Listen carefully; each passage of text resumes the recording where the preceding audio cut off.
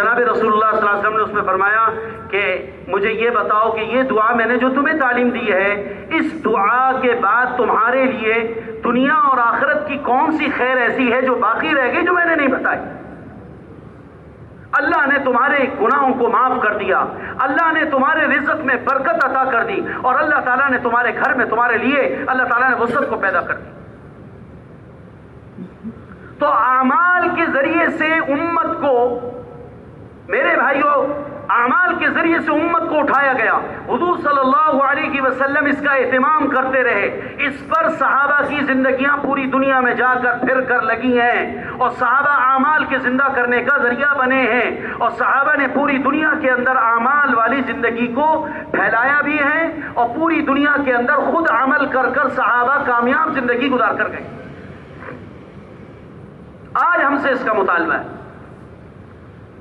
آج ہم سے اس کا مطالبہ ہے کہ ہمارا سارا مجمع اور ہم سارے کے سارے اس کی فکر کرنے والے ہوں کہ پوری دنیا میں جناب رسول اللہ صلی اللہ علیہ وسلم کی مبارک زندگی کیسے زندہ ہو،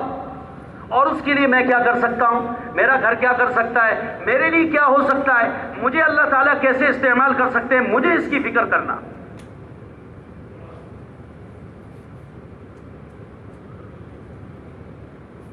اب یہ جو اجتماع ہے ہمارا، اس اجتماع میں پوری دنیا کے تقاضوں کو سامنے رکھ کر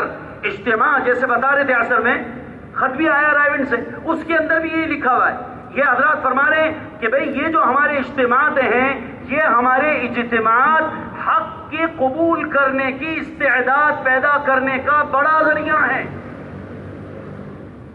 یہ جو ہمارا جمع ہونا ہے، یہ جو ہمارا جمع ہونا ہے، یہ ہمارا مجمع جمع ہوتا ہے، اس سے اللہ تعالیٰ لوگوں کے اندر حق پر چلنے کی استعداد کو پیدا کر رہے ہیں، اور دنیا کے اندر حق پر چلنے کی استعداد کا پیدا ہو جانا یہ اللہ کی بڑی نعمت ہے۔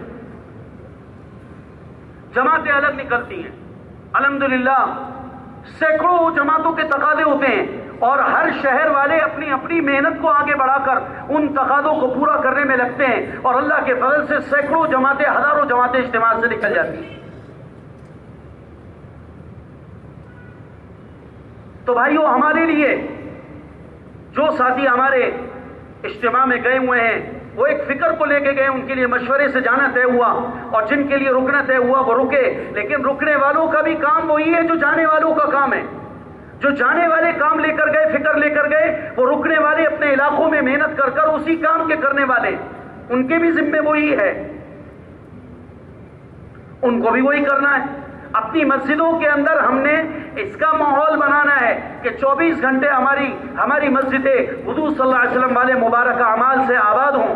اور ہماری مسجدوں کے اندر گھنٹوں کے اعتبار سے دعوت کے حلقے ہوں، تعلیم کے حلقے ہوں، سیکھنے سکھانے کے حلقے ہوں، اور ہمارے وہاں پر اس بات کی محنت ہو رہی ہو کہ پوری دنیا کے اندر اللہ کا وہ دین جو اللہ تعالیٰ نے پوری دنیا کے انسانوں کی کامیابی کے لیے حضور کو دے کے بھیجا تھا، وہ ساری دنیا کے اندر عام ہو جائے۔ ہم اپنے مشوروں میں اس کو لے کے بیٹھیں گے، ہم اپنے مشوروں میں اس کو سوچ رہے ہوں گے، ہم اپنے تعلیم کے حلقوں کے اندر اس بات کو چلا رہے ہوں گے، اور ہم اپنے گشتوں میں اس کو چلا رہے ہوں گے۔ میرے بھائیوں، یہ ہمارا دن رات کا غم، دن رات کی فکر، دن رات کا سوچنا،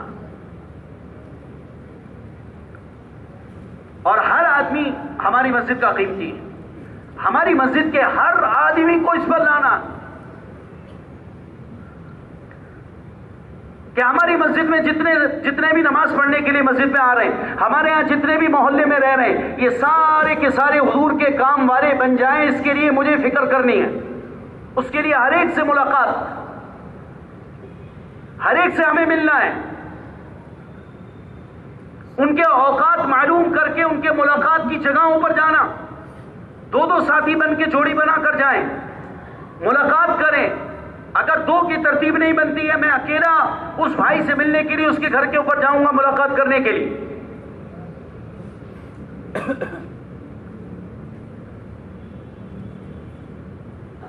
تو ہمارے یہاں ماحول بنے گا، اور ماحول ذریعہ ہے لوگوں کے لیے دین پر چلنے کا، کہ لوگ دین پر کیسے آ جائیں، کیسے دین کے اوپر لوگ آ جائیں۔ اس کے لیے اللہ تعالیٰ نے ماحول کو ذریعہ بنایا ہے۔ ماحول میں رہ کر آدمی کے لیے دین پر چلنا بہت آسان ہوتا ہے، اور ماحول سے اللہ نہ کرے آگے پیچھے ہو جائے تو بہت مشکلات ہوتی ہیں۔ بہت مشکلات ہوتی ہیں. اس لیے بھائیو اپنے آپ کو ماحول کا محتاج بنائیں، اپنے آپ کو ماحول کا پابند بنائیں اور اپنے آپ کو ماحول کے اندر مستقل لانے کا اہتمام کریں.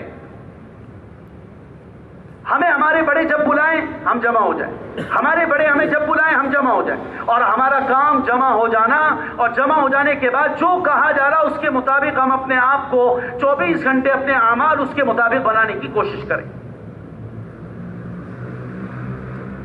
حضرات صحابہ اکرام رضوان اللہ تعالی علیہ مجمعین ایسا کرتے کرتے کرتے کرتے دنیا سے چلے گئے. اللہ تعالیٰ نے ان کو کامیاب کیا، اللہ پاک نے ان کو کامیابی و کامرانی عطا کی اور ایسے ہدایت کا ذریعہ بنایا، ایسے ہدایت کا ذریعہ بنایا کہ قیامت کے دن ایک ایک صحابی ہزاروں لاکھوں انسانوں کی ہدایت کا ذریعہ بن کے اٹھے گا.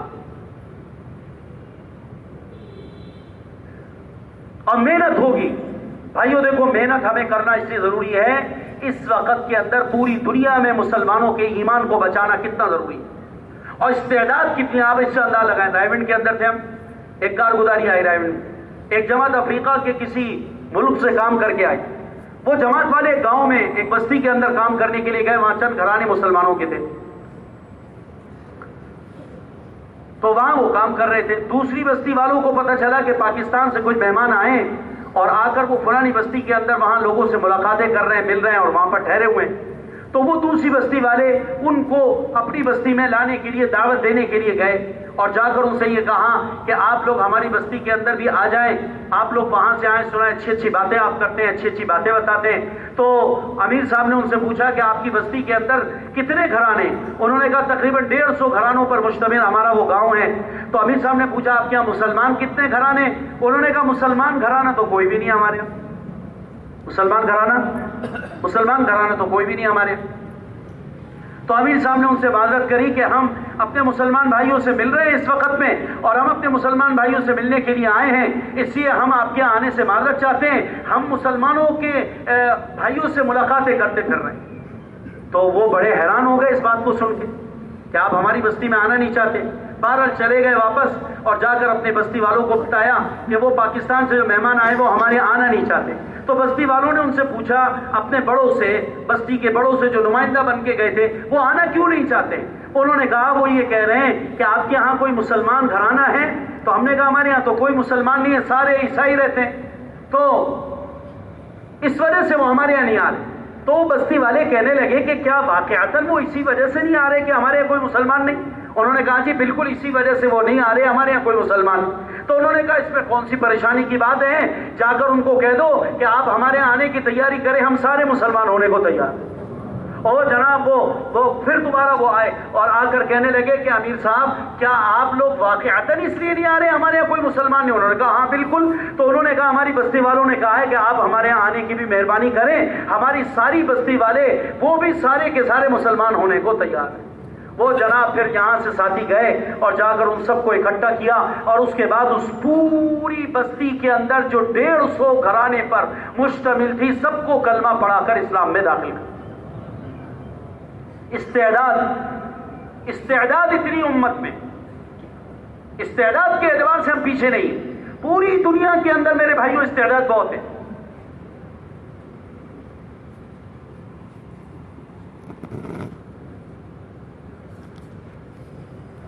ہمارے مولانا محمد عمر پالپوری صاحب نور اللہ مرقدہ فرمایا کرتے تھے دنیا کے اندر جو کفر اسلام کے خلاف سخت رویہ اختیار رکھتا ہے اور سخت رویہ اپنایا ہوا ہے، یہ کفر کے اندر 3 سے 4% ہیں. باقی 95% کفر دنیا کے اندر اس لیے کفر ہے کہ وہ کافر کے گھر میں پیدا ہو گئے تو کافر ہیں، وگرنہ اب تک وہ سلیم الفطرت طبیعت پر قائم ہیں. اگر تم ان لوگوں کے پاس جا کر اسلام کو پیش کر دو گے وہ بغیر کسی حجت کے اسلام کو قبول کر لیں گے. یہ 4-5% ہیں جنہوں نے دنیا میں ساری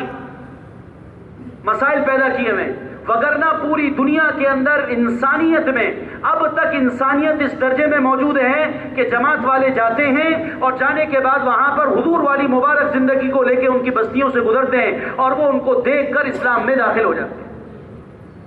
بھائیو اگر محنت ہوگی نا، یاد رکھیے گا، محنت اگر ہوگی نا تو اللہ تعالیٰ دہریوں کے گھروں میں بھی موحدین کو پیدا کرے گا. اور اللہ نہ کرے اگر ہمارے ہاتھ سے محنت چلی گئی تو بھائیو موحدین کے گھروں میں بھی دہریے پیدا ہوں گے. مسئلہ ہے بڑا. مولانا جمشید علی صاحب رحمۃ اللہ علیہ کہا کرتے تھے کہ اس مبارک دعوت والے کام کی، اس مبارک کام کی محنت سے اللہ تعالیٰ نے جو ہمیں دو بڑے عظیم فائدے دکھائے نا، وہ ہم نے اپنی آنکھوں سے دیکھے. اس مبارک کام کے مولانا الیاس صاحب رحمہ اللہ کی محنت، اس محنت سے دو بڑے فائدے ہمیں نظر آئے. حضرت فرمایا کرتے تھے ایک فائدہ تو ہمیں یہ نظر آ رہا ہے کہ جتنا اسلام دنیا کے اندر باقی تھا، اس مبارک محنت کے شروع ہونے سے وہ باقی رہ گیا، وہ نیچے نہیں جا رہا. بات ٹھیک ہے غلط ہے بتاؤ؟ جو موجود اسلام ہے وہ محفوظ ہو گیا. اور حضرت نے فرمایا دوسری خوشخبری کی بات یہ ہے کہ اس مبارک محنت کی وجہ سے مٹا ہوا دین اللہ تعالیٰ دوبارہ زندہ کرتا چلا جا رہا ہے.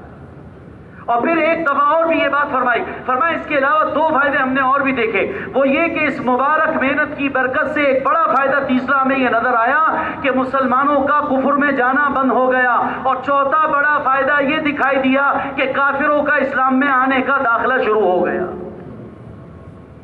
یہ چھوٹے فائدے ہیں بڑے فائدے؟ بولیے بھائی،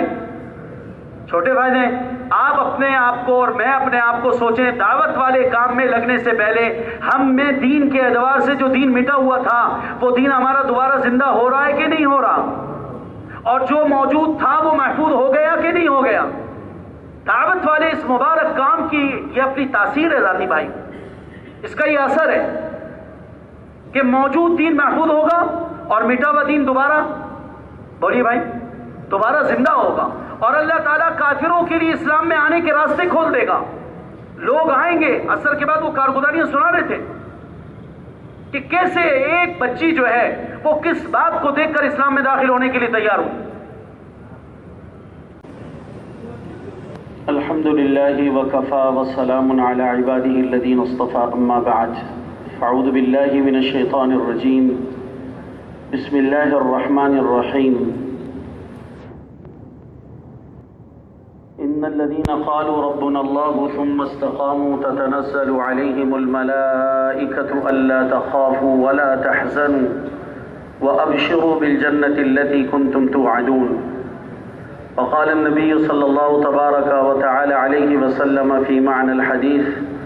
بلغوا عني ولو آية أو كما قال عليه الصلاة والسلام.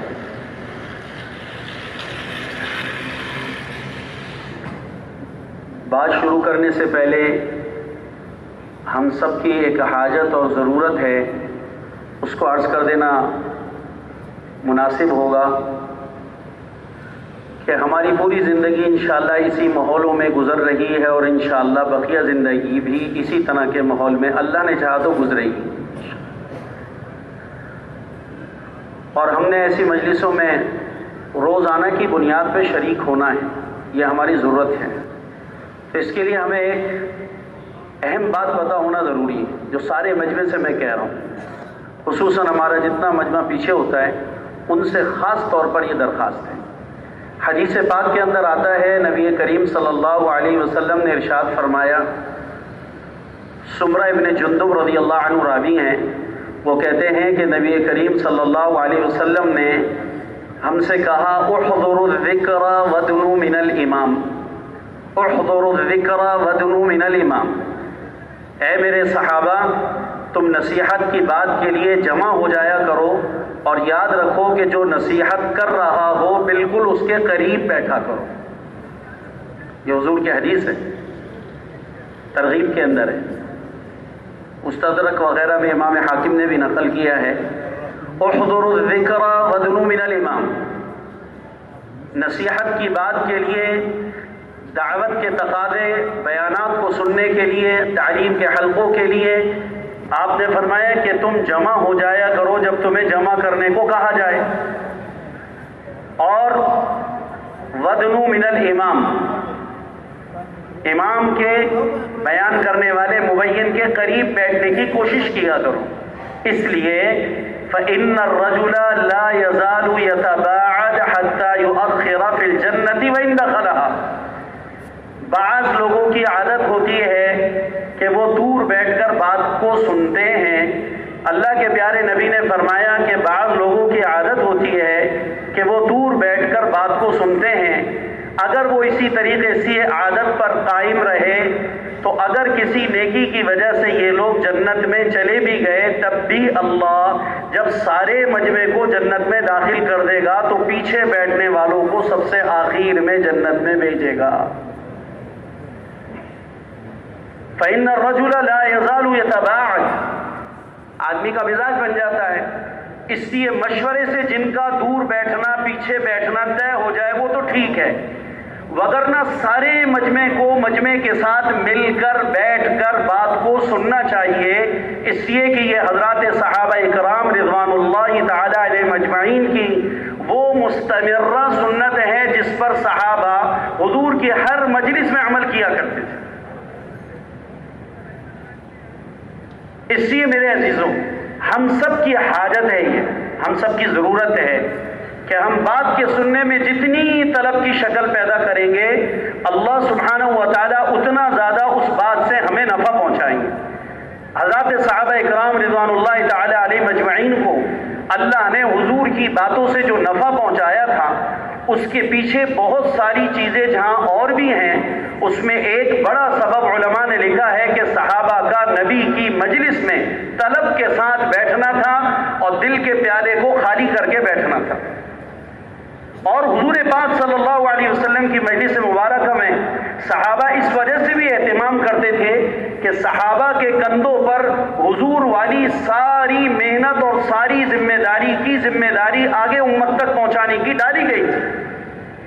ہر دوسری تیسری مجلس میں جناب رسول اللہ صلی اللہ علیہ وسلم صحابہ کو اس کا احساس دلاتے تھے۔ ایک جگہ روایت کے اندر آتا ہے، ابو داؤد شریف کے اندر روایت ہے، ابن عباس کہتے ہیں رضی اللہ عنہما،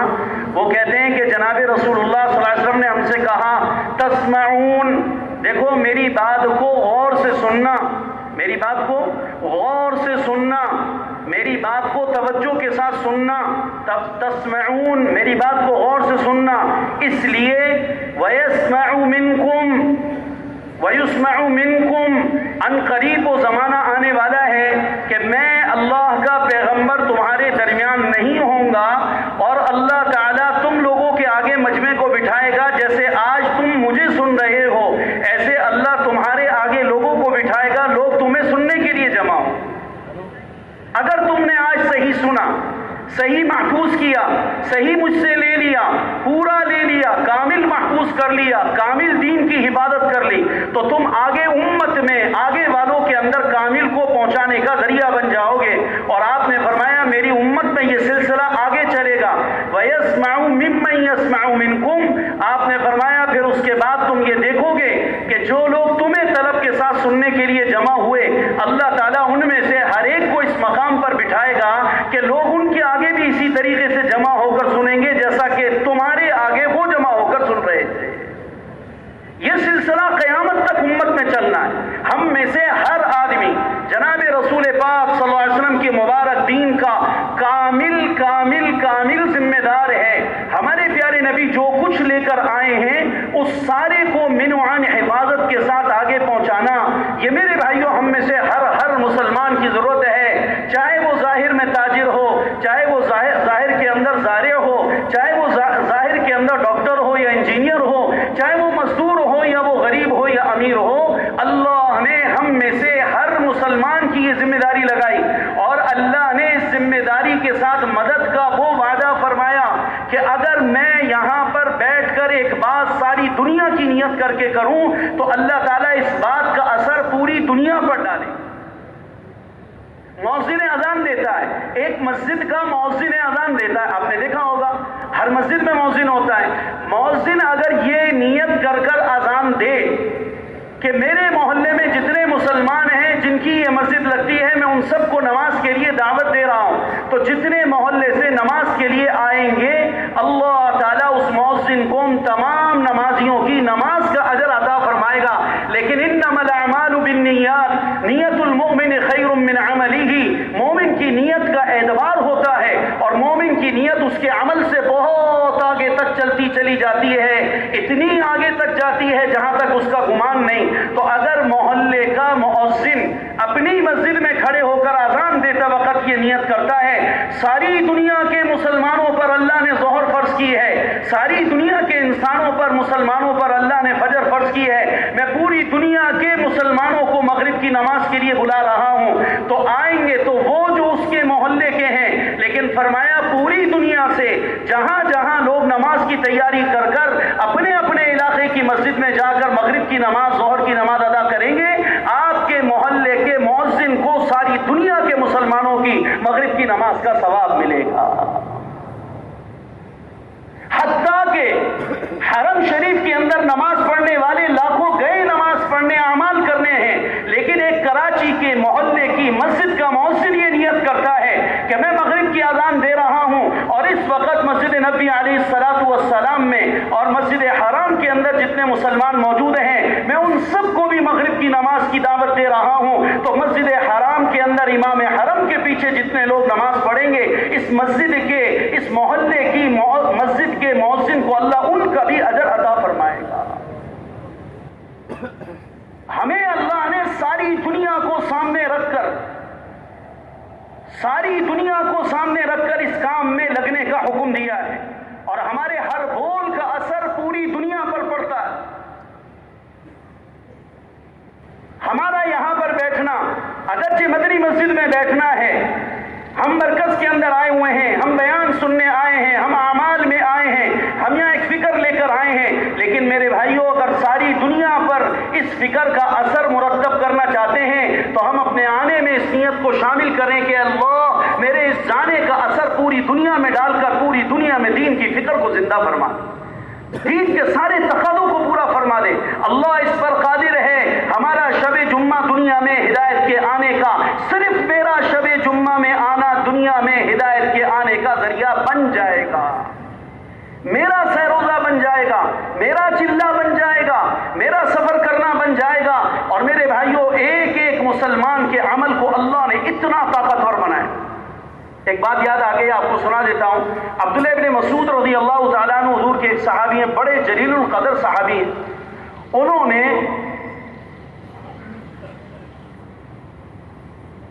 ایک مرتبہ یہ کہا کہ جب کوئی اللہ کا بندہ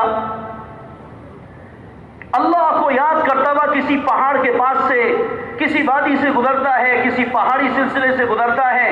اور وہ وہاں سے گزر کر اللہ کو یاد کرتا ہوا گزرتا ہے، اذانیں دیتا ہے، نمازیں پڑھتا ہے، دعوت دیتا ہے، تعلیم کرتا ہے، اور جناب وہ اعمال کرتا ہوا، یعنی خدا کو یاد کر رہا ہے۔ اجتماعی شکل ہو تو یہ سارے اعمال مراد ہیں، انفرادی ہو تو تسبیح لے کے اللہ کا ذکر کرنا مراد، کہ وہ اللہ کو یاد کرتا ہوا گزرتا ہے۔ تو روزانہ صبح کے وقت میں جب سورج طلوع ہوتا ہے تو عبداللہ ابن مسعود کہتے ہیں کہ ایک پہاڑ دوسرے پہاڑ سے یہ سوال کرتا ہے، یہ پوچھتا ہے، ایک پہاڑ دوسرے پہاڑ سے یہ پوچھتا ہے، هل مر بك اليوم ذاکرا للہ سبحانہ وتعالی، آپ کے پاس سے کیا کوئی آج اللہ کا بندہ ذکر کرنے والا، اللہ کو یاد کرنے والا، کوئی اللہ کی عبادت کرنے والا تمہارے پاس سے گزرا، اور تمہارے پاس سے کوئی اللہ کو یاد کرنے والا گزرا؟ تو وہ پہاڑ اگر جواب میں کہتا ہے کہ ہاں میرے پاس سے اللہ کا فلاں بندہ گزرا جس نے میرے فلانے پتھر پر نماز پڑھی تھی، فلانی جگہ پر بیٹھ کر ذکر کیا تھا، فلانی جگہ پر اس نے اذان دی تھی، اور فلانی جگہ پر اس نے تعلیم کا حلقہ قائم کیا، اور فلانی جگہ اس نے یہ اللہ کو اس طرح سے یاد کیا، تو جب دوسرے پہاڑ کو اس خبر کا پتہ چلتا ہے تو آپ نے فرمایا کہ وہ اس کی وجہ سے خوش ہو جاتا ہے، اس کی وجہ سے خوش ہو جاتا ہے۔ سننے والوں نے کسی نے اس بات کو عجیب جانا کہ ایک پہاڑ پر اللہ کی یاد کرنے کا اثر کیسے واقع ہوا اور دوسرے پہاڑ سے وہ کیسے پوچھتا ہے، تو حضرت عبداللہ ابن مسعود رضی اللہ تعالی عنہ نے اس پر قرآن پاک کی آیت بطور استدلال کے پڑھی۔ انہوں نے کہا مکہ کے اندر جو قریش تھے، مکہ کے اندر جو قریش رہتے تھے، وہ انہوں نے 360 بت بنا رکھے تھے، اور وہ اللہ کے غیر کے پجاری تھے، اور وہ اللہ کے غیر کو پکارا کرتے تھے، اور انہوں نے اللہ کی ذات کے ساتھ، صفات کے ساتھ شرک کر رکھا تھا۔ تو اللہ تعالیٰ قرآن پاک میں مکہ میں شرک کرنے والے ایک فرد کی وجہ سے، مکہ کے اندر شرک کرنے والے ایک فرد کے بول کی وجہ سے اللہ یہ کہہ رہے ہیں کہ وہاں وہ مکہ والے یہ کہتے ہیں مکہ میں، وَقَالُوا اتَّخَذَ الرَّحْمَنُ وَلَدًا لَقَدْ جِئْتُمْ شَيْئًا إِدًّا تَكَادُ السَّمَاوَاتُ يَتَفَطَّرْنَ مِنْهُ وَتَنشَقُّ الْأَرْضُ وَتَخِرُّ الْجِبَالُ حَتَّى أَنْ دَعُوا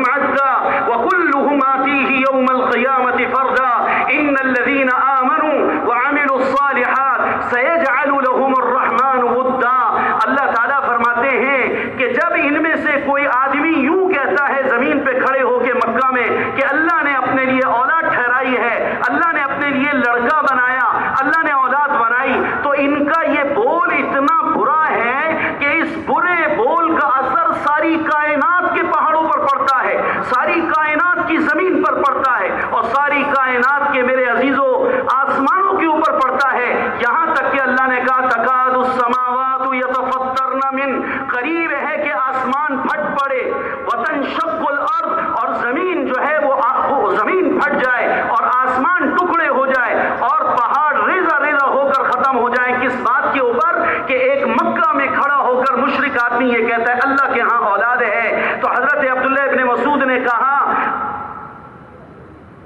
افتراہن یسمعن السور ولا یسمعن الخیر،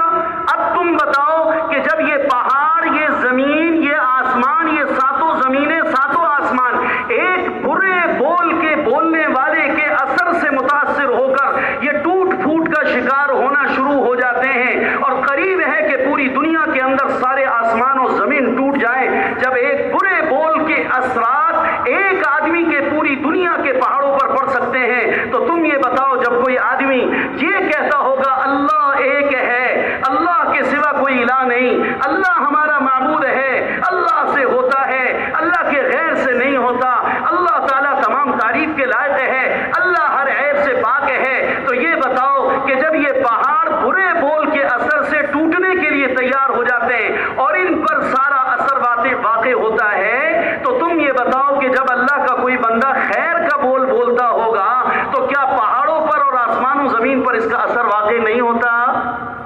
بولیے،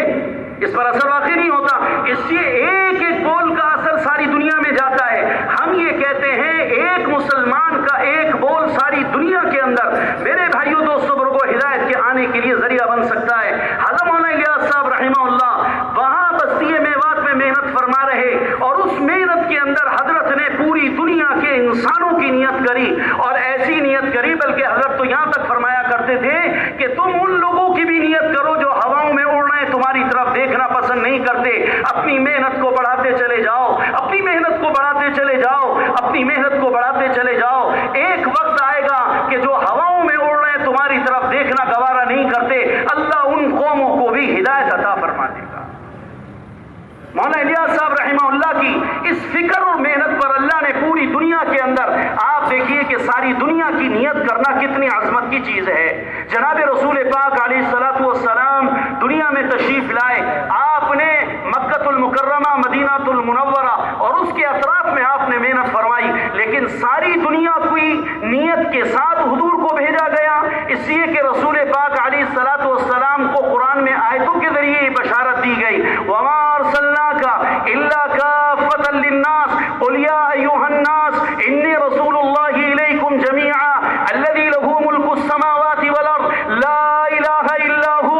اللہ تعالیٰ کی طرف سے حضور کو بتایا جا رہا، یا ایھا الرسول بلغ ما انزل الیک من ربک وان لم تفعل فما بلغت رسالتہ واللہ یعصمک من الناس. قرآن میں اللہ نے اپنے پیارے نبی صلی اللہ علیہ وسلم کا مقام اور اپنے پیارے نبی کی حیثیت کو بیان فرمایا. پوری دنیا کے انسانوں کے لیے حضور بشیر اور نذیر بنا کر بھیجے گئے، اس لیے آپ نے سب کی طرف بشارت کا کام کیا اور سب کی طرف آپ صلی اللہ علیہ وسلم نے ڈرانے کا کام انجام دیا. حتیٰ کہ صحابہ کو اگر ایک ایک صحابی بھی اللہ کے پیارے پیغمبر نے دنیا کے کسی کونے میں بھیجے ہیں تو ان کو بھی اللہ کے پیارے پیغمبر نے یہی نصیحتیں میرے بھائیوں فرمائی. عبداللہ ابن عمر کہتے ہیں کہ جناب رسول پاک صلی اللہ علیہ وسلم نے حضرت معاذ کو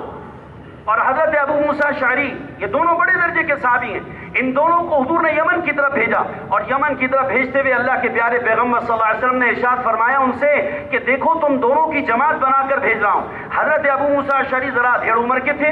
اور حضرت معاذ بن جبل جو تھے یہ نوجوان تھے، اسی جماعت میں چلتے وقت بزرگوں کی رعایت کرنا یہ جوانوں کے ذمے ہے، اور جوانوں کی رعایت کرنا یہ بزرگوں کے ذمے ہے، یہ امت میں جوڑ کا سبب ہے۔ تو آپ نے ان دونوں حضرات کو بھیجا، تو بھیجنے سے پہلے اللہ کے پیارے نبی نے ان سے فرمایا تساندا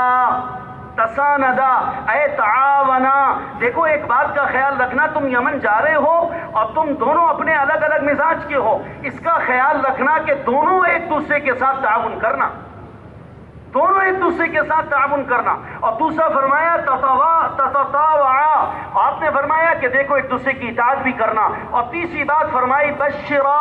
یمن میں جا کر لوگوں کو خوشخبریاں سنانا، اور آپ نے فرمایا ولا تنفرا، ان کو تم نفرت نہ دلانا، اور یسرا، ان کے لیے آسانیاں پیدا کرنا، ولا تعسرا، ان کے لیے مشکل پیدا نہ کرنا۔ دین کو اتنا آسان کر کے امت کے سامنے رکھنا کہ ہر آدمی یہ کہنے لگے کہ دین پہ چلنا آسان ہے، میں دین پر چلنے کے لیے تیار ہوں۔ دین کے تقاضوں کو اس انداز میں پیش کرنا کہ ہر مسلمان اس کے لیے تیار ہو جائے کہ میں اس کے لیے تیار ہوں۔ صحابہ گئے ہیں اور صحابہ نے محنت فرمائی، اور صحابہ کی محنت کی وجہ سے اللہ نے پوری دنیا میں دین کو کہاں تک پہنچایا کہ بھائیو دنیا کا کوئی کونا ایسا نہیں ہے جہاں صحابہ محنت کر محنت کو لے کر نہ پہنچے ہوں، اور وہاں جانے کے بعد جب تک زندہ رہے وہاں والوں کے لیے خیریت کا، سلامتی کا سبب بنے ہیں، اور وہاں کام کا ذریعہ بنے ہیں، اور امت میں ہدایت کے آنے کا ذریعہ بنے ہیں۔ اور اگر مر گئے تو مرنے کے بعد بھی اللہ کے پیارے پیغمبر نے اپنے صحابہ کے بارے میں یہ بات ارشاد فرمائی کہ ما من احد من اصحابی يموت بأي أرض إلا بعث قاعدا ونور لهم يوم القيامة۔ آپ نے فرمایا میرے صحابہ جہاں جہاں دنیا میں چلے گئے، اور وہاں جانے کے بعد میرے جس صحابی کی جس زمین میں جس علاقے میں موت آ گئی، قیامت کے دن جب میرا صحابی اپنی قبر سے اٹھے گا تو وہاں سے جتنے مردے اٹھیں گے ان سب کا وہ قائد ہوگا، اور وہ ان سب کو لے کر اللہ کی بارگاہ میں آئے گا اور سب کو اپنے ساتھ جنت میں لے کے چلا جائے گا۔ ایک ایک صحابی ہزاروں لاکھوں انسانوں کے لیے جنت میں جانے کا سبب بنے۔ میرے بھائیو یہ دعوت کے ذریعے سے یہ مبارک زندگی ہے جو ہمیں سمجھائی جا رہی، کہ ہم اس زندگی پر آنے والے بنے، اس کے لیے جان کی قربانی، مال کی قربانی، جذبات کی قربانی، احساسات کی قربانی، اوقات کی قربانی، اور اپنے آپ کو اللہ کے راستے میں لگانا پھرانا، اور گاؤں گاؤں جانا، قریہ قریہ جانا، بستی بستی جانا، اور شہر شہر جانا، اور در در جانا، اور گھر گھر جانا۔ یہ ختم نبوت کی وجہ سے اللہ نے میرا اور آپ کا کام بنایا ہے، یہ میرا اور آپ کا کام بنایا ہے۔ میرے بھائیو ہم کریں نہ کریں لیکن یہ ذمہ داری بہرحال ہماری لگائی گئی ہے۔ آپ خاتم النبیین ہیں، آپ کے بعد دنیا میں اب کوئی نبی نہیں آئے گا، اس لیے نبی والا کام یہ حضور پاک صلی اللہ علیہ وسلم نے اپنے زمانے کے لوگوں کے حوالے کر کر ان کو اس پر آمادہ کیا۔ جیسے ہمارے مولانا کہتے ہیں کہ انبیاء علیہ الصلوات والسلام اور جناب رسول اللہ صلی اللہ علیہ وسلم کی محنت میں کیا فرق تھا؟ حضور پاک علیہ الصلوات والسلام سے پہلے انبیاء دنیا میں آئے، محنت کری، اور آپ نے ایک مجمع تیار کر کر اس مجمع کو اس پر کھڑا کیا کہ تم اس بات کو آگے والوں تک پہنچاؤ، لیکن جن تک پہنچا رہے ہو ان کی ذمہ ہے کہ وہ آگے والوں تک پہنچائیں، اس کی ذمہ داری نہیں تھی۔ یہاں تک تو ٹھیک ہے، لیکن جناب رسول اللہ صلی اللہ علیہ وسلم نے اس پیغام کو اس طرح سمجھایا امت کو کہ تم اس پیغام کو لے کر جن لوگوں کے پاس جاؤ ان کو یہ جا کر سمجھانا کہ اس پیغام کو وہ آگے والوں تک پہنچائیں، اور اس طرح سے پہنچانے والے بنے کہ وہ آگے والوں کو اس پر آمادہ کریں کہ وہ آگے والوں تک پہنچانے والے بنے۔ اس طرح سے قیامت تک حضور والی محنت ساری دنیا میں پھیل جائے۔ آج ہم کتنا زمانہ ہو گیا، آپ صلی اللہ علیہ وسلم سے کتنا زمانے کے اعتبار سے بہت پرے، لیکن اللہ تعالیٰ نے اس دعوت والے کام کو ہمارے زمانے میں اللہ نے ہمارے حوالے کیا ہے۔ میرے بھائیوں پیچھے سے محنتیں ہوئی ہیں، اس محنتوں کی وجہ سے آج الحمدللہ ہمارے ذہن اس پر تیار ہیں کہ ہمیں پوری دنیا میں دین کو پہنچانا ہے، کہو انشاءاللہ۔ سارے مجمع نے محنت کرنی ہے اور سارے مجمع نے قربانی دینی ہے، اس لیے کہ یہ امت اجتماعی ہے، یہ امت اجتماعی ہے۔ ہمارا ہر کام اجتماعی شکل کے اندر ہی چلے گا، اور ہمارے ہر کام کے اندر اجتماعیت کو اللہ تعالیٰ پسند کرتے ہیں۔ جو بھی کرنا اجتماعیت کے ساتھ ہم نے کرنا ہے، اور بھائیوں ہم نے اپنے بڑوں کے مشورے سے اور ان کے تابع ہو کے کرنا ہے، اپنی مرضی اور اپنی طبیعت پر نہیں چلنا۔ ہمارا چلنا اپنے بڑوں کے مشورے سے، ہمارے بڑے ہمارے بارے میں جس طرح چلنا طے کریں ہم اس طرح چلنے کے لیے اپنے آپ کو پیش کریں۔ چونکہ اگر اپنے آپ کو آدمی اپنے حوالے کر کے چلے اور اپنے مزاج کے اوپر چلے تو ابو عبیدہ بن جراح رضی اللہ عنہ حیات الصحابہ میں لکھا ہوا ہے کہ ابو عبیدہ بن جراح کا جب انتقال ہونے لگا تو انہوں نے مجمع کو شام کے اندر طاعون کی بیماری میں حضرت کا انتقال ہوا تو اس سے پہلے انہوں نے شام میں مجمع کو جمع کیا۔ معاذ بن جبل رضی اللہ عنہ بھی ساتھ تھے، اور اس کے بعد انہوں نے معاذ بن جبل سے فرمایا کہ پھر تم لوگوں کو نماز پڑھانا۔ اس کے بعد حضرت کا انتقال ہو گیا تو ابو عبیدہ بن جراح رضی اللہ تعالیٰ عنہ لوگوں کو جمع کر کے فرمانے لگے کہ دیکھو ہماری یعنی مومن کے دل کی مثال چڑیا کی طرح سے ہے، چڑیا کی طرح ہماری مثال، ہمارے دل کی مثال چڑیا کی طرح سے ہے۔ مثل قلب المؤمن کمثل العصفور، چڑیا کی طرح ہماری مثال ہے۔ یقلب فی یوم کذا و کذا مرتن، ایک دن کے اندر پتہ نہیں کتنی مرتبہ ہمارا دل الٹا پلٹا ہوتا رہتا ہے، الٹ پلٹ ہوتا رہتا ہے، ہمارا دل کہیں ادھر جاتا ہے کہیں ادھر جاتا ہے، جیسے چڑیا بار بار چکر لگاتی ہے اور ادھر سے ادھر الٹتی پلٹتی رہتی ہے۔ مومن کا دل اسی طریقے سے الٹتا پلٹتا رہتا ہے۔ اس لیے تمہیں چاہیے کہ تم اپنے آپ کو مشورے والوں کے پابند بنا کر چلو، مشورے سے چلو، پابند بن کے چلو، اور پابند بن کے جو چلا کرتا ہے میرے بھائیوں دوستوں بزرگوں اس کی حفاظت ہوتی ہے۔ جیسے حضرات صحابہ اکرام رضوان اللہ علیہ مجمعین حضور صلی اللہ علیہ وسلم سے پوچھا کرتے اور آپ علیہ الصلوۃ والسلام جو بتاتے، جیسے عصر کے بعد فرما رہے تھے بیان کے اندر کہ جناب رسول اللہ صلی اللہ علیہ وسلم کے صحابہ آپ صلی اللہ علیہ وسلم کی اداؤں کی نقل کر رہے ہیں، ایک ایک ادا کی نقل۔ ایک جگہ جا کر عبداللہ ابن عمر کے بارے میں آتا ہے یہ بات کہ عبداللہ ابن عمر ایک جگہ درخت کے سائے کے نیچے ایک جگہ سواری سے اترے اور ایک جگہ سائے میں بیٹھ گئے، اور وہاں پر بیٹھنے کے بعد چلے آئے۔ کسی نے پوچھا کہ آپ یہاں کیوں بیٹھے؟ کہا کہ میں جناب رسول اللہ صلی اللہ علیہ وسلم کے ساتھ اس راستے سے گزرا تھا تو اس وقت کے اندر یہاں ایک سائے دار درخت تھا، اللہ کے پیارے پیغمبر صلی اللہ علیہ وسلم یہاں پر رک کر تھوڑی دیر کے لیے آرام فرمائے تھے، آپ صلی اللہ علیہ وسلم کے آرام کرنے کی وجہ سے میں نے بھی اس جگہ پہ اتر کر آرام کیا، حالانکہ اس وقت کے اندر وہاں پر سائے دار درخت نہ تھا۔ اور جب بھی عبداللہ ابن عمر کچھ کرتے ان سے کوئی پوچھتا آپ نے ایسا کیوں کیا تو وہ سیدھا سا سادہ جواب دیتے اور کہتے فعل رسول اللہ صلی اللہ علیہ وسلم وفعلنا۔ حضور صلی اللہ علیہ وسلم کے صحابہ کہتے تھے، عبداللہ ابن عمر کہتے تھے اللہ کے پیارے پیغمبر نے ایسا کیا ہم بھی ایسا کر رہے ہیں، ہم نے حضور کو کرتے ہوئے دیکھا ہم ایسا کر رہے ہیں۔ تو حضور کی پوری زندگی محفوظ ہو کر ہم تک آ گئی، آپ علیہ السلام کی پوری زندگی محفوظ ہو کر ہمارے پاس آ گئی کہ صحابہ نے حضور صلی اللہ علیہ وسلم کی ایک ایک ادا کی حفاظت کری، ایک ایک ادا کی، اور حضور نے سکھانے کا کتنا اہتمام کیا۔ اندازہ لگائیے آپ کہ آپ صلی اللہ علیہ وسلم صحابہ پر کتنی محنت فرما کر گئے کہ حضرت ابی ذر غفاری رضی اللہ عنہ کہتے ہیں کہ ہمیں حضور صلی اللہ علیہ وسلم نے اس حال میں دنیا میں چھوڑا، یعنی ہمارے درمیان سے حضور صلی اللہ علیہ وسلم اس حال میں تشریف لے گئے۔ لقد ترکنا رسول اللہ صلی اللہ علیہ وسلم وما يحرك طائر بجناحه في السماء الا ذكرنا منه علما۔ حضرت ابی ذر غفاری کہتے ہیں رضی اللہ عنہ اللہ کے پیارے نبی ہمیں وہاں چھوڑ کر گئے کہ اگر ہمارے زمانے میں کوئی آسمانوں میں پرندہ اپنے دوروں پروں کو پھیلا کر اڑنے کی کوشش کرتا اور ہماری نگاہ اس پر پڑ جاتی تو اس پرندے کو دیکھ کر بھی حضور کی سکھائی ہوئی کوئی بات ہمیں یاد آ جاتی۔ اتنا سکھایا، اتنا سکھایا کہ ایک پرندہ اگر آسمانوں کے اندر اپنے پر کھول کے اڑنے کی کوشش کر رہا ہے تو کہتے ہیں اس وقت میں بھی اس کو دیکھ کر ہمیں حضور کا علم آ جاتا تھا یاد کہ اللہ کے پیارے نبی کے ساتھ ہم جا رہے تھے اور اللہ کے پیارے نبی علیہ الصلوۃ والسلام نے ایک پرندے کو اڑتے ہوئے دیکھا اور اس پرندے کو اڑتے ہوئے دیکھ کر ہمیں فلاں بات ارشاد فرمائی، تو اللہ کے پیارے پیغمبر علیہ السلام سکھانے کا اتنا اہتمام کرتے تھے۔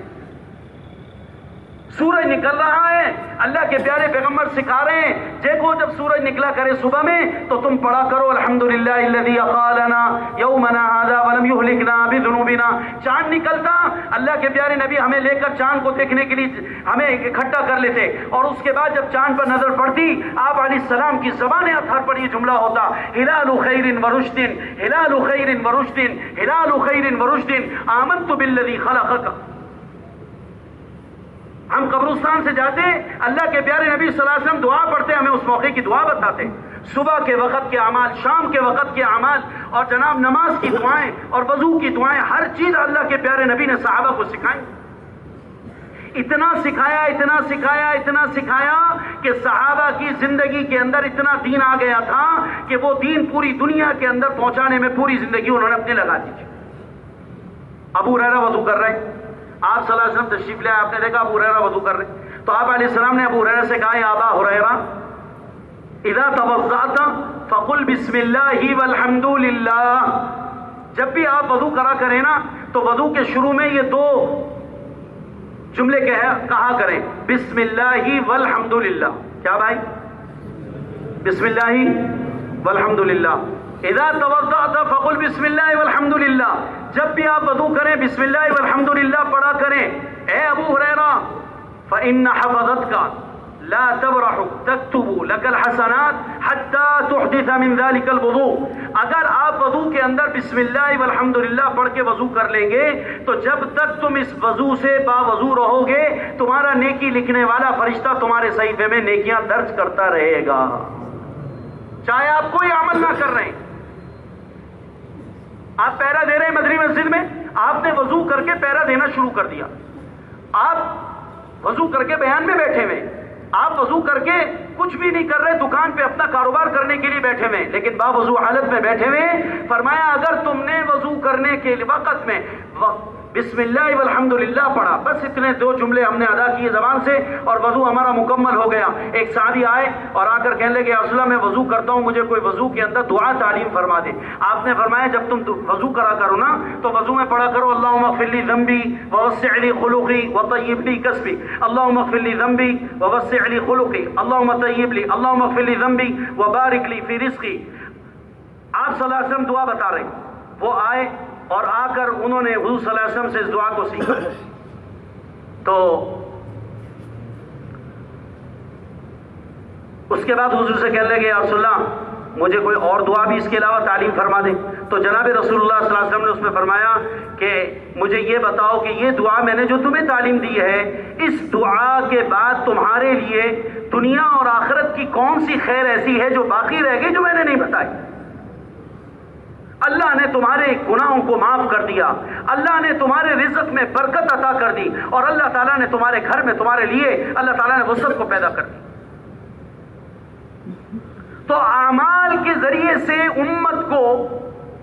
میرے بھائیوں، اعمال کے ذریعے سے امت کو اٹھایا گیا۔ حضور صلی اللہ علیہ وسلم اس کا اہتمام کرتے رہے، اس پر صحابہ کی زندگیاں پوری دنیا میں جا کر پھر کر لگی ہیں، اور صحابہ اعمال کے زندہ کرنے کا ذریعہ بنے ہیں، اور صحابہ نے پوری دنیا کے اندر اعمال والی زندگی کو پھیلایا بھی ہے، اور پوری دنیا کے اندر خود عمل کر کر صحابہ کامیاب زندگی گزار کر گئے۔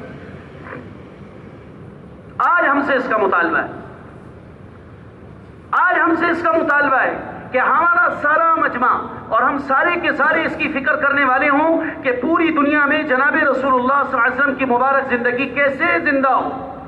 اور اس کے لیے میں کیا کر سکتا ہوں، میرا گھر کیا کر سکتا ہے، میرے لیے کیا ہو سکتا ہے، مجھے اللہ تعالیٰ کیسے استعمال کر سکتے ہیں، مجھے اس کی فکر کرنا۔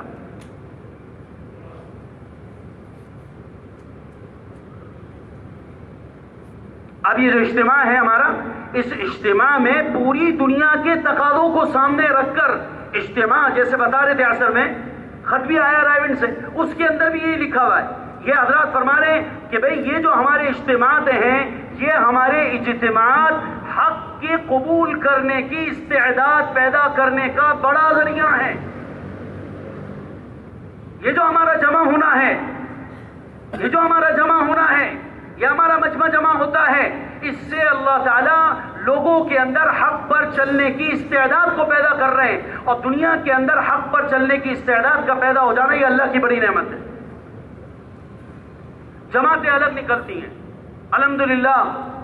سینکڑوں جماعتوں کے تقاضے ہوتے ہیں، اور ہر شہر والے اپنی اپنی محنت کو آگے بڑھا کر ان تقاضوں کو پورا کرنے میں لگتے ہیں، اور اللہ کے فضل سے سینکڑوں جماعتیں، ہزاروں جماعتیں اجتماع سے نکل جاتی ہیں۔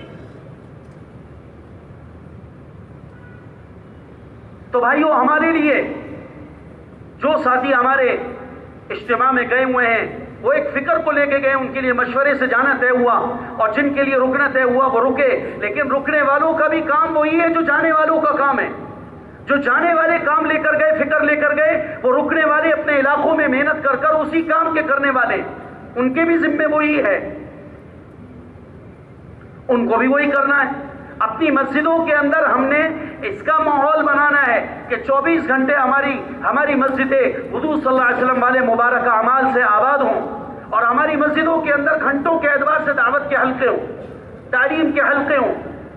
سیکھنے سکھانے کے حلقے ہوں، اور ہمارے وہاں پر اس بات کی محنت ہو رہی ہو کہ پوری دنیا کے اندر اللہ کا وہ دین جو اللہ تعالیٰ نے پوری دنیا کے انسانوں کی کامیابی کے لیے حضور کو دے کے بھیجا تھا وہ ساری دنیا کے اندر عام ہو جائے۔ ہم اپنے مشوروں میں اس کو لے کے بیٹھیں گے، ہم اپنے مشوروں میں اس کو سوچ رہے ہوں گے، ہم اپنے تعلیم کے حلقوں کے اندر اس بات کو چلا رہے ہوں گے، اور ہم اپنے گشتوں میں اس کو چلا رہے ہوں گے۔ میرے بھائیوں، یہ ہمارا دن رات کا غم، دن رات کی فکر، دن رات کا سوچنا، اور ہر آدمی ہماری مسجد کا قیمتی ہے، ہماری مسجد کے ہر آدمی کو اس پر لانا کہ ہماری مسجد میں جتنے بھی نماز پڑھنے کے لیے مسجد میں آ رہے ہیں، ہمارے ہاں جتنے بھی محلے میں رہ رہے ہیں، یہ سارے کے سارے حضور کے کام والے بن جائیں، اس کے لیے مجھے فکر کرنی ہے، اس کے لیے ہر ایک سے ملاقات، ہر ایک سے ہمیں ملنا ہے، ان کے اوقات معلوم کر کے ان کے ملاقات کی جگہوں پر جانا، دو ساتھی بن کے جوڑی بنا کر جائیں، ملاقات کریں۔ اگر دو کی ترتیب نہیں بنتی ہے، میں اکیلا اس بھائی سے ملنے کے لیے اس کے گھر کے اوپر جاؤں گا ملاقات کرنے کے لیے۔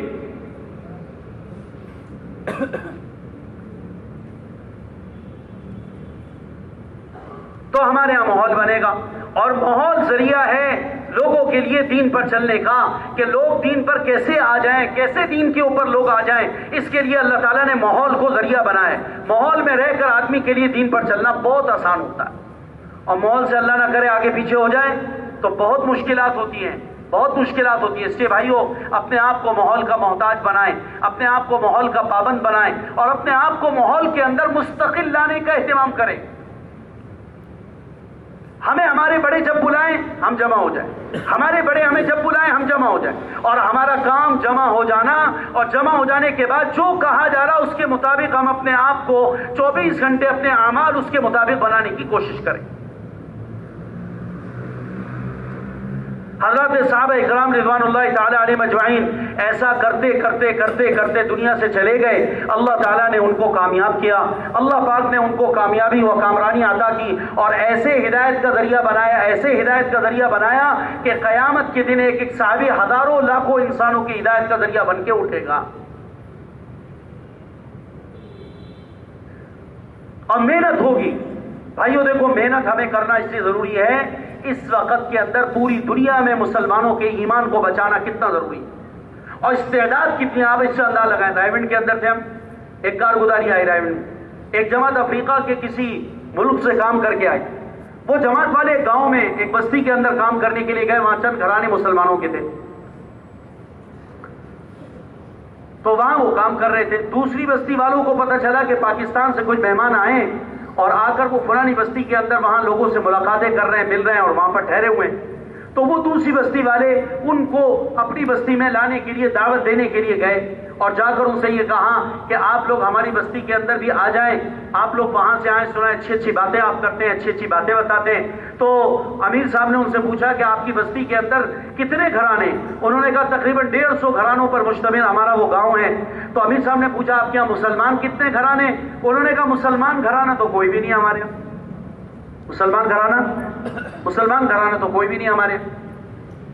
تو امیر صاحب نے ان سے معذرت کری کہ ہم اپنے مسلمان بھائیوں سے مل رہے ہیں اس وقت میں، اور ہم اپنے مسلمان بھائیوں سے ملنے کے لیے آئے ہیں، اس لیے ہم آپ کے آنے سے معذرت چاہتے ہیں، ہم مسلمانوں کے بھائیوں سے ملاقاتیں کرتے پھر رہے ہیں۔ تو وہ بڑے حیران ہو گئے اس بات کو سن کے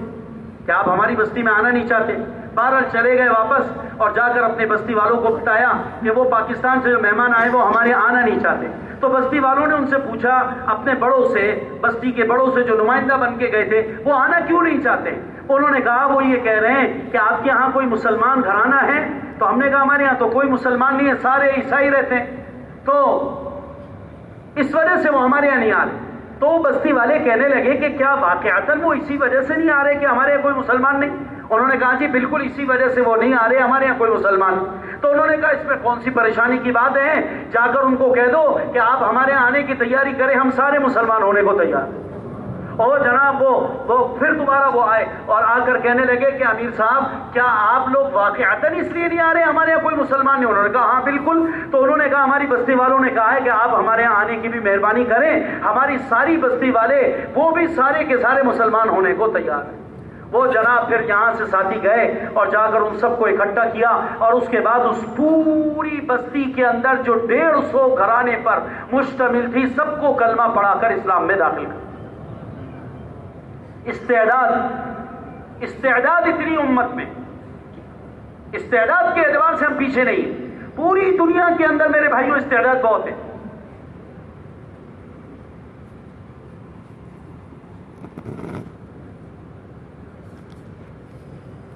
ہمارے مولانا محمد عمر پالپوری صاحب نور اللہ مرقدہ فرمایا کرتے تھے دنیا کے اندر جو کفر اسلام کے خلاف سخت رویہ اختیار رکھتا ہے اور سخت رویہ اپنایا ہوا ہے، یہ کفر کے اندر 3 سے 4% ہیں،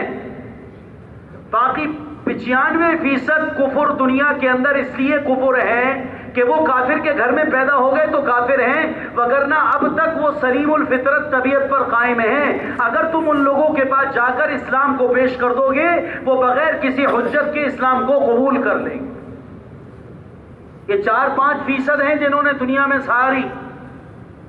مسائل پیدا کیے ہیں، وگرنہ پوری دنیا کے اندر انسانیت میں اب تک انسانیت اس درجے میں موجود ہے کہ جماعت والے جاتے ہیں اور جانے کے بعد وہاں پر حضور والی مبارک زندگی کو لے کے ان کی بستیوں سے گزرتے ہیں اور وہ ان کو دیکھ کر اسلام میں داخل ہو جاتے ہیں۔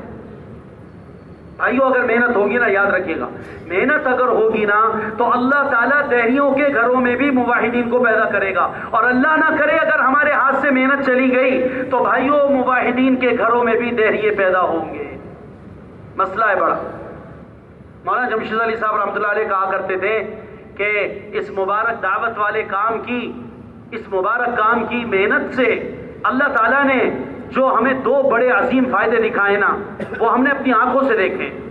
اس مبارک کام کے مولانا الیاس صاحب رحمہ اللہ کی محنت، اس محنت سے 2 بڑے فائدے ہمیں نظر آئے۔ حضرت فرمایا کرتے تھے ایک فائدہ تو ہمیں یہ نظر آ رہا ہے کہ جتنا اسلام دنیا کے اندر باقی تھا اس مبارک محنت کے شروع ہونے سے وہ باقی رہ گیا، وہ نیچے نہیں جا رہا۔ بات ٹھیک ہے غلط ہے بتاؤ؟ جو موجود اسلام ہے وہ محفوظ ہو گیا۔ اور حضرت نے فرمایا دوسری خوشخبری کی بات یہ ہے کہ اس مبارک محنت کی وجہ سے مٹا ہوا دین اللہ تعالیٰ دوبارہ زندہ کرتا چلا جا رہا ہے۔ اور پھر ایک دفعہ اور بھی یہ بات فرمایا اس کے علاوہ 2 فائدے ہم نے اور بھی دیکھے، وہ یہ کہ اس مبارک محنت کی برکت سے ایک بڑا فائدہ تیسرا ہمیں یہ نظر آیا کہ مسلمانوں کا کفر میں جانا بند ہو گیا، اور چوتھا بڑا فائدہ یہ دکھائی دیا کہ کافروں کا اسلام میں آنے کا داخلہ شروع ہو گیا۔ یہ چھوٹے فائدے ہیں بڑے فائدے؟ بولیے بھائی، چھوٹے فائدے ہیں۔ آپ اپنے آپ کو اور میں اپنے آپ کو سوچیں، دعوت والے کام میں لگنے سے پہلے ہم میں دین کے اعتبار سے جو دین مٹا ہوا تھا وہ دین ہمارا دوبارہ زندہ ہو رہا ہے کہ نہیں ہو رہا؟ اور جو موجود تھا وہ محفوظ ہو گیا کہ نہیں ہو گیا؟ دعوت والے اس مبارک کام کی یہ اپنی تاثیر ہے ذاتی بھائی، اس کا یہ اثر ہے کہ موجود دین محفوظ ہوگا اور مٹا ہوا دین دوبارہ، بولیے بھائی، دوبارہ زندہ ہوگا، اور اللہ تعالیٰ کافروں کے لیے اسلام میں آنے کے راستے کھول دے گا۔ لوگ آئیں گے، اثر کے بعد وہ کارگزاریاں سنا رہے تھے کہ کیسے ایک بچی جو ہے وہ کس بات کو دیکھ کر اسلام میں داخل ہونے کے لیے تیار ہو، کہ ایک مسلمان مریض وہ اسپتال کے بیڈ پر لیٹا ہوا اپنی نگاہوں کی حفاظت کر رہا ہے، اس نگاہ کی حفاظت والے عمل کی وجہ سے اللہ تعالیٰ نے وہاں پر کام کرنے والی وہ بچی جو سالہ سال سے کفر کے ساتھ کام کر رہی تھی، وہ اس مسلمان مریض کے اس حال کو دیکھ کر اسلام میں داخل ہو جاتی۔ ہمارا ایک ایک عمل پوری دنیا کے اندر بھائیوں اسلام کو لانے کا ذریعہ ہے، ایک ایک عمل ہمارا۔ اس کے لیے بھائیوں ہمیں ہمت کرنی ہے، اس کے لیے ہمیں کوشش کرنی ہے،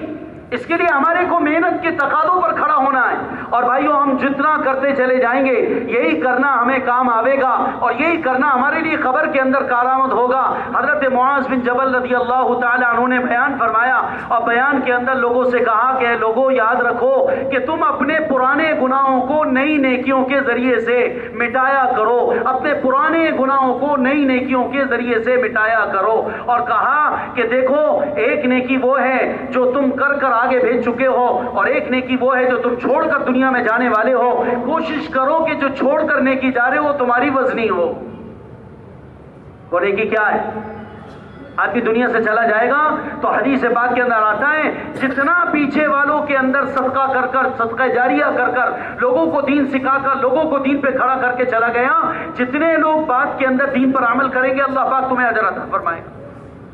آدمی خبر کے اندر چلا جائے گا اور جانے کے بعد اس کے وہاں پر اجر۔ اب ہمارے جتنے بڑے چلے گئے حاجی عبداللہ صاحب رحمۃ اللہ علیہ کی قبر پر ابھی تک جب بھی جاتے ہیں وہاں پر ہر وقت کچھ لوگ کھڑے ہوئے حاجی صاحب کے لیے کیا پڑھ رہے ہیں؟ بولیے، دعا کر رہے ہیں۔ ہمارے ایک ساتھی ملے مجھے یہاں کراچی میں، کہنے لگے مولوی صاحب میں نے قرآن مجید ختم کیا، میری سمجھ میں نہیں آ رہا تھا کہ قرآن مجید جو ہے میں کس کو بخشوں، تو خیال آ گیا بھائی نور محمد فاروقی کا، آپ کے والد کا، تو کہنے لگے کہ میں نے فوراً اسی وقت میں یہ نیت کری کہ میں اپنے حاجی کو نور محمد کو یہ قرآن بخش دیتا ہوں۔ تو میں نے قرآن ختم کیا، قرآن ختم کرنے کے بعد کس کو بخشوں یہ ذہن میں نہیں آ رہا، حالانکہ اماں بھی نہیں ہے، ابا بھی نہیں ہے، کتنی بڑی بڑی عظیم شخصیات ہیں۔ اللہ تعالیٰ لوگوں کے جی میں تمہارے لیے دعا کرنا ڈالے گا، تمہارے مرنے کے بعد اللہ تعالیٰ تمہارے لیے دعاؤں پر لوگوں کو کھڑا کرے گا، اور لوگ تمہارے لیے دعاؤں میں لگیں گے، اور لوگ تمہارے لیے اعمال کریں گے، اور تمہاری طرف سے لوگ اعمال کریں گے، جیسا کہ جناب رسول اللہ صلی اللہ علیہ وسلم کی طرف سے اور آپ کے صحابہ کی طرف سے اب تک عمل ہو رہے ہیں۔ مولانا زکریا رحمہ اللہ نے کہا کہ میرے پاس ایک خط آیا، اور آپ بھی میں حضرت نے لکھا ہے، میرے پاس خط آیا تو میں نے اس خط کو اپنے پاس محفوظ کر لیا، اس خط کو میں نے محفوظ کر لیا، میں اپنے امور میں اپنے اعمال میں لگا ہوا تھا۔ اس کے بعد دوسرا خط، تیسرا خط، چوتھا خط، اس طرح بہت سارے ساتھیوں کے متعلقین کے خط آتے رہے، میں جمع کرتا رہا۔ پھر فرصت میں میں نے جب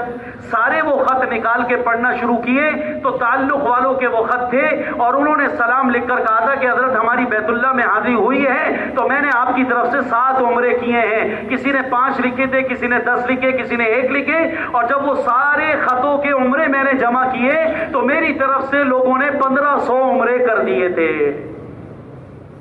کس نے جی میں ڈالا؟ بولو بھائی، کس نے جی میں ڈالا؟ اللہ نے جی میں ڈالا کہ میں اپنے بھائی کی طرف سے عمرہ کروں، میں اپنے بھائی کی طرف سے حج کروں، میں اپنے بھائی کی طرف سے یہ دعا کروں، میں اپنے بھائی کی طرف سے۔ اللہ تعالیٰ لوگوں کے دلوں میں محبت ڈالا کرتا ہے، اور اللہ تعالیٰ لوگوں کی محبت کی وجہ سے ہماری بخشش کا انتظام کر دیتا ہے، ہمارا کام بن جائے گا۔ تو بھائیو محنت کرنی ہے، سب تیار ہیں انشاءاللہ؟ سارے بھائی محنت کے لیے تیار ہیں، سارے تقاضوں کے لیے تیار ہیں انشاءاللہ؟ ساری دنیا میں جتنے بھی تقاضے ان کو پورا کرنا کس کی ذمہ داری؟ بولو بھائیو، یہ میری ذمہ داری ہے۔ 1500 جماعتیں کراچی والوں سے حضرات نے مانگی، ان جماعتوں میں سینکڑوں جماعتیں الحمدللہ چلی گئیں، اور جماعتوں کا جتنے تقاضے باقی ہیں ان جماعتوں کو پورا کرنا بھی بھائی کس کا کام؟ یہ ہمارا کام ہے۔ اندرون ملک سال جماعت چلی جائے اور وہ اجتماع سے روانہ ہو جائیں، اس کے لیے پورے کراچی میں، پورے پاکستان میں آواز لگی، اور پورے پاکستان سے جماعتیں بن کے الحمدللہ پہنچ رہی۔ تو بھائیو ہم بھی اگر محنت کریں گے اور ہماری محنت سے اگر کوئی آدمی اللہ کے راستے میں چلا جائے گا، جتنے اعمال وہ کرتا رہے گا ہمیں برابر کا اجر ملے گا کہ نہیں ملے گا، اور اس کی زندگی کے تبدیل ہونے کا اس کی، اور وہ جہاں جا کر محنت کرے گا اور اس کی محنت سے جتنے اثرات دنیا میں مرتب ہوں گے اللہ تعالیٰ سب کا اجر ہمیں عطا فرمائے گا۔ اس لیے بھائیو پوری زندگی دینا اور جناب آدھی زندگی دینا اور جناب تہائی زندگی دینا اور جناب ہر سال جس کو 3 چلے کہا جاتا ہے اس کے لگانے کا اہتمام، اور بھائیو اس طرح جن بھائیوں کے 3 چلے نہیں لگے وہ 4 مہینے اللہ کے راستے میں نقد لگانے کا ارادہ کریں۔ تو اس